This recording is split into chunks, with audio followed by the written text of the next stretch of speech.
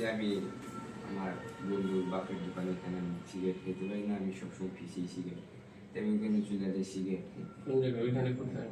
মাদেশা মাঠের ধারে ইত্যাদিতে পুনাগা ওখানে যাই আমি সিগারেট খেতে।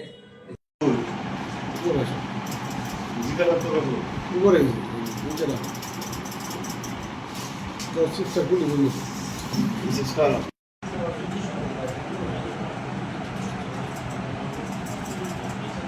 আপনার জুমা তারাবির নামাজ শেষে সে যখন বাড়ি ফিরছিল তখন ওই জঙ্গলের পাশ দিয়ে যাচ্ছিল, সে ঘটনাস্থলের পাশ যাচ্ছিল। তো সেই সময় স্থানীয় একটি ছেলে, যে ছেলেটি পাশের একটি হোটেলে কাজ করতো, তার নাম সাব্বির, সে নেশাগ্রস্ত ছিল, সে ওখানে বসে গাঁজা খাচ্ছিল।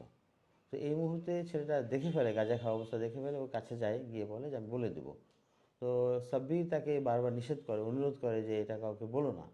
বাট সে আবার বলে যে না আমি বলে দেবো। এই যে তাদের মধ্যে এই বিষয়টা নিয়ে বাকবিতণ্ডা এক পর্যায়ে সাব্বির যখন বুঝতে পারলো যে না আসলে সে অবশ্যই বলে দেবে, তার কথা শুনবে না, তখন এই মামলার যে ডিসিস্ট মাহবুব, তাকে সে পিছন থেকে জাপটে ধরে ঘাড় মটকে মেরে ফেলে।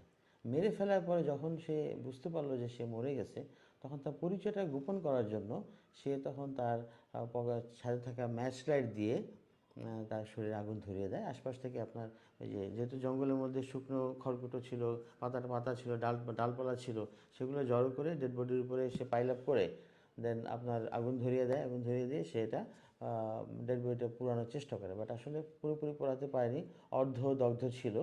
এবং পরবর্তীতে সে তো বাসায় ফেরেনি। পরের দিন তার ফ্যামিলি মেম্বাররা, বিশেষ করে তার দাদা, ঘটনাস্থলে যায়, গিয়ে দগ্ধ লাশটি শনাক্ত করে।